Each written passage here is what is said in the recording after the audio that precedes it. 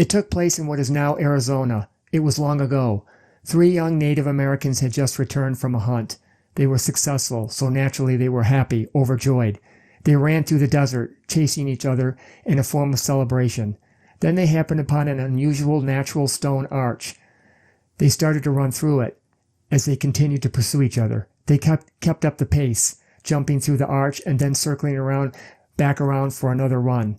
They were still elated, excited, but then something bizarre happened. As they ran through the arch for what would be their last time, only 2 of them would emerge. Frantically, they looked around, wondering what was going on. Their fellow hunter and friend had suddenly disappeared, just as he had crossed the threshold of the arch. In complete terror, the 2 Native Americans ran home, fearing that they had tread on the grounds of the gods.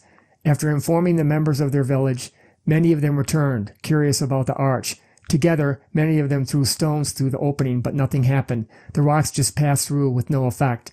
But when an elderly woman from the village threw a live rabbit through the arch, it disappeared. The Native Americans quickly and permanently backed off from this place in panic. From that point on, this place was now sacred to them and off limits. From then on, they referred to this place as the doorway to the gods.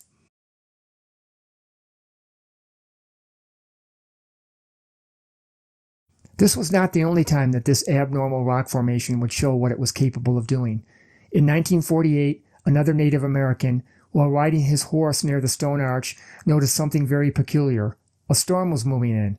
After some time, the entire sky was dark, but when he rode past the arch, he noticed sun streaming through the opening. When he dismounted and drew closer to the arch opening, he noticed the exact same scenery, but it was sunny with barely a cloud in the sky. However, when he looked around the arch, to his horror, he saw the same scenery, but it was dark and cloudy with storm clouds that were everywhere in the sky. Quickly he mounted his horse and galloped away in a hurry.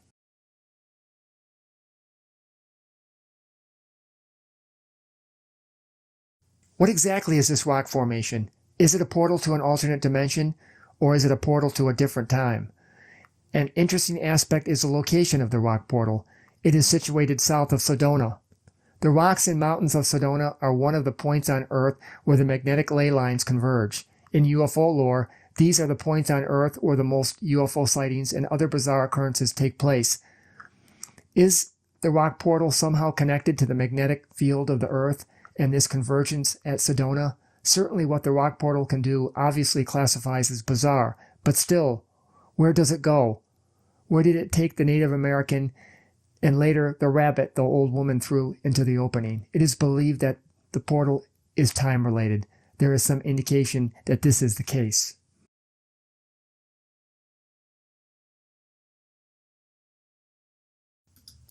Luis Romero, a local rancher working at the Arivaca Ranch in the 1940s, along with a fellow co-worker, happened upon the skeletal remains of what appeared to be a Native American. It was missing its skull and a leg, but it was clothed in animal skins, and a decaying bow was also found nearby.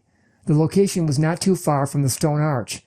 Was this the hunter that disappeared on that day so long ago when he never re-emerged through the stone doorway, to the horror of his 2 friends? This lone person must have had the same experience seeing his 2 friends disappear, not knowing that he was the one affected. The location of his body was also in the vicinity of the now non-existent Native American village. If this was the missing Native American, was he trying to get home only to find out that his home was now gone? Did he wander around completely alone, trying to find out where he was and what was going on? The ability to feed himself also must have been difficult, since the prey he used to hunt was no longer present in that area. Eventually, a proper burial was given. Considering how well preserved his remains were, you could possibly conclude that he died only a few years ago. But assuming that this is the person who vanished in front of his friends, then he must have run through the portal nearly 200 years ago. This obviously explains the condition of his body, that anything remained at all. The only other way that a body can be preserved is through embalming or mummification, but this requires preparation. In Europe, a well-preserved body was found in a glacier. This person died roughly 5,000 years ago. However, the body found in Arizona was not frozen, embalmed, or mummified. So where did he come from? Did he step through the portal?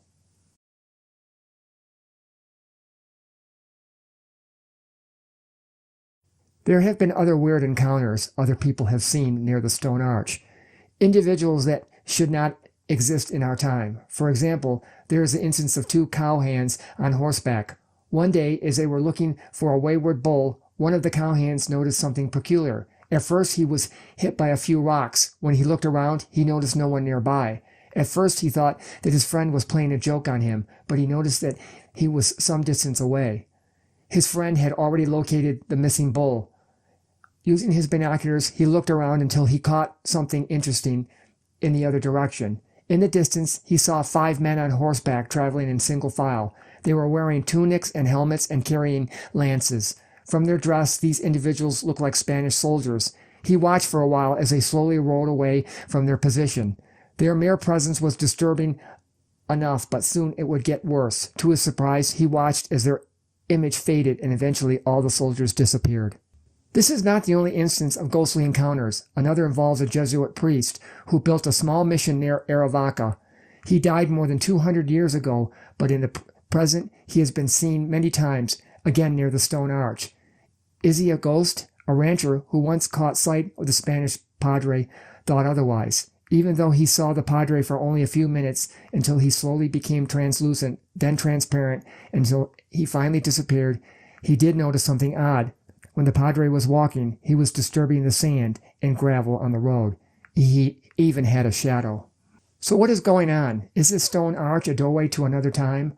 Or is it just a hoax? The challenge is actually visiting the stone arch in Arizona, if you dare.